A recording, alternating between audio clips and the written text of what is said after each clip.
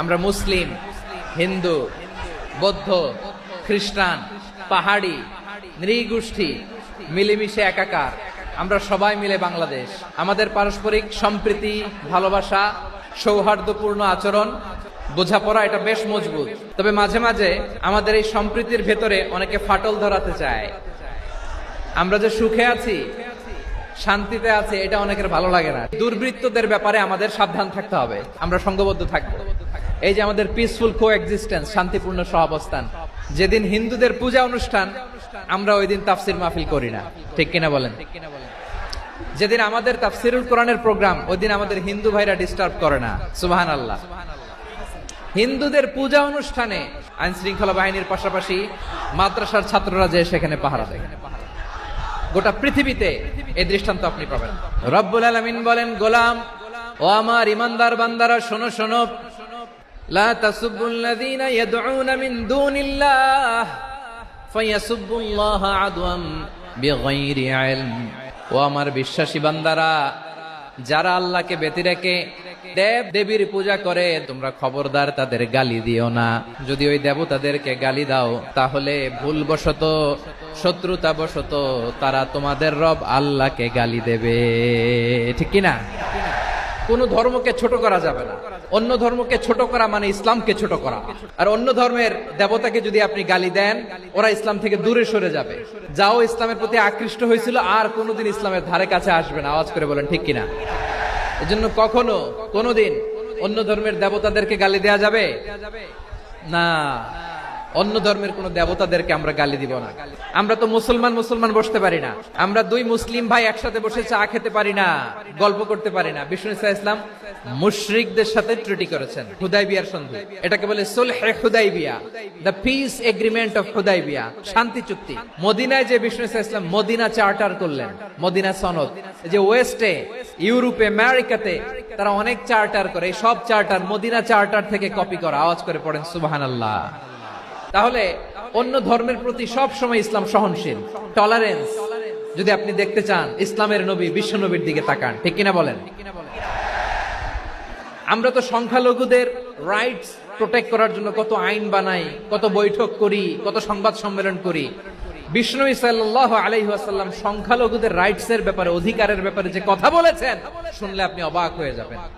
বিশ্বনবী বলেন, খবরদার জেনে রেখো, কেউ যদি কোনো সংখ্যালঘুর উপরে অত্যাচার করে, কোন সংখ্যালঘুর প্রাপ্য থেকে যদি কেউ কাউকে ঠকায়, সংখ্যালঘুর উপর যদি কেউ কষ্ট দেয়, কোন সংখ্যালঘুর সম্পদ যদি কেউ জোর করে কেড়ে নেয়, আমি কিয়ামতের দিন বিশ্বনবী ওই সংখ্যালঘুর পক্ষে আর ওই মুসলমানদের বিপক্ষে বাদী হয়ে দাঁড়াবো।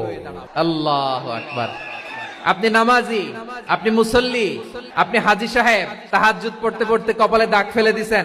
আপনার প্রতিবেশী হিন্দু, ভাবছেন আমার তো পাওয়ার আছে, ওর জমিটা দখল করি। বিশ্বনবী বলেন, কিয়ামতের দিন ওই হিন্দুর পক্ষে তোর বিরুদ্ধে আমি বাদী হয়ে দাঁড়াবো।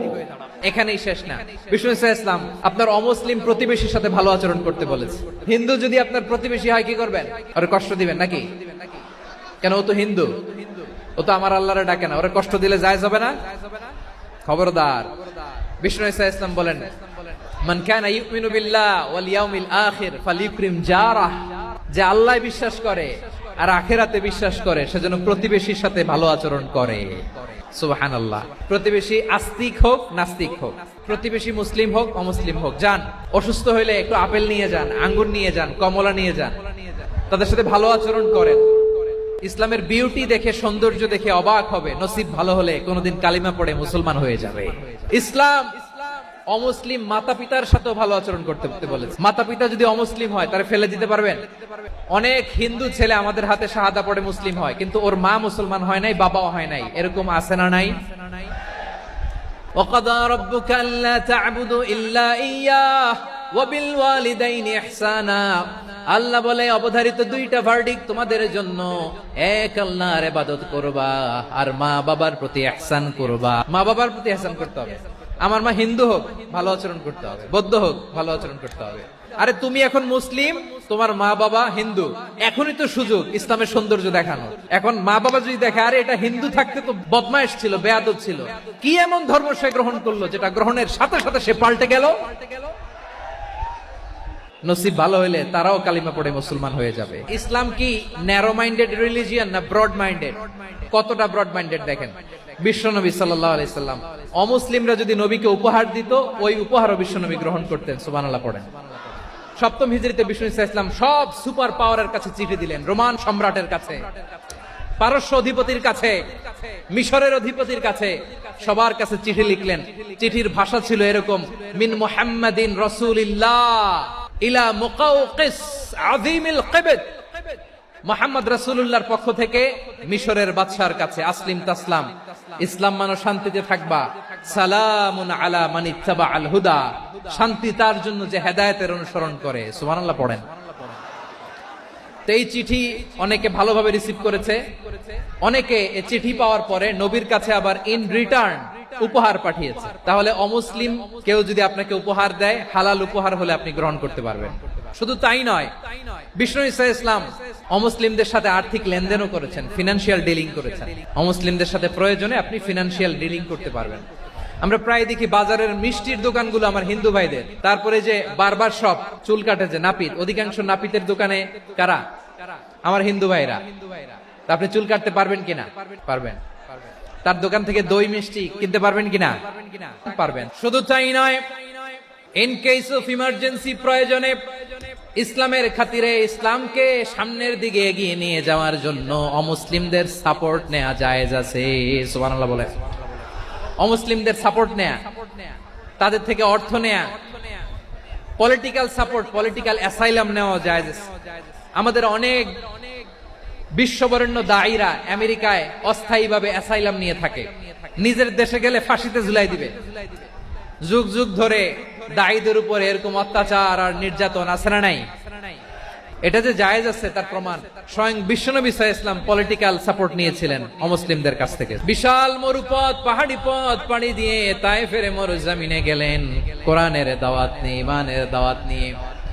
কিন্তু তায়েফের লোকেরা বিশ্বনবীর দাওয়াতকে শুধু প্রত্যাখ্যান করেই থামে নাই, তারা বিশ্বনবীর সাথে অত্যন্ত খারাপ আচরণ করেছে। প্রিয় ভাইরা, তায়েফের ছেলেরা নবীকে রক্তাক্ত করলো। আমার নবী কই যাবে? কই যাবে? মক্কায় জায়গা নাই, তায়েফে জায়গা নাই। তায়েফ থেকে ভারাক্রান্ত মন নিয়ে আমার নবী মক্কায় ফিরে আসলেন। বিশ্বনবী মক্কায় ঢুকতে পারেন না। মক্কার মরুভূমির দিকে তাকিয়ে, উপত্যকার দিকে তাকিয়ে বিশ্বনবী ধা ধা করে কাঁদেন, ঝরঝর করে। নবীর চেহারা মোবারক থেকে চোখের পানিগুলো বেয়ে বেয়ে পড়ে। আমার জন্মস্থান, আমার শৈশব, কৈশোর, যৌবন কেটেছে এই মক্কায়, আমার এলাকায় আমি ঢুকতে পারি না। বিশ্বনবী মক্কার অনতি দূরে দাঁড়িয়ে জায়েদকে পাঠালেন, জায়েদ যাও, দেখো কেউ আমাকে সাপোর্ট করার মতো আছে কিনা, যাও অমুকের কাছে যাও। জায়েদ গেলেন, তারাও প্রত্যাখ্যান করে ফিরিয়ে দেয়। বিশ্বনবী বললেন যাও অমুক লোকের কাছে যাও, তিনিও প্রত্যাখ্যান করে ফিরিয়ে দিলেন। কেউ বিশ্বনবীকে আশ্রয় দিতে রাজি হয় না। নিজ জন্মভূমিতে বিতাড়িত বিশ্বনবী, সর্বশেষ বিশ্বনবী বললেন যাও মুতঈম ইবনে আদির ঘরে যাও। দেখেন, অনেক বিপদের সময়ও আমি নিজে সাক্ষী, সামাজিক ভাবে, রাজনৈতিক ভাবে কত ঝঞ্ঝা, কত ষড়যন্ত্র, কত কনস্পাইরেসি পাড়ি দিয়ে আমাদেরকে সামনে এগিয়ে যেতে হয়। এই শত্রুদের ভেতরেও একজনকে দাঁড় করিয়ে দেয় যে আল্লাহর কোরআনের জন্য রেডি হয়ে যায়। পড়েন সুবহানাল্লাহ। মুতঈম ইবনে আদি, আল্লাহ তার মনকে নরম করে দিলেন। মুতঈম বলে, মুহাম্মদ আমি তোমাকে আশ্রয় দিব। এই মুতঈম কি মুসলিম ছিল না মুশরিক? কিন্তু মুতঈম যে বিশ্বনবীর উপকার করছে এটা বিশ্বনবী ভুলে নাই। আমাদের অনেকে আছে উপকার করার পরে আর খেয়াল থাকে না। এজন্য অমুসলিম হইলেই তারা আমাদের শত্রু নয়। আমাদের পুঁজি ভালোবাসা। এই ব্রড মাইন্ডেড হৃদয় নিয়ে, ভালোবাসা দিয়ে আমরা বিশ্ব জয় করতে চাই। রাজি আছেন? আল্লাহ কবুল করুক। আমরা সবাই পড়ি আমিন।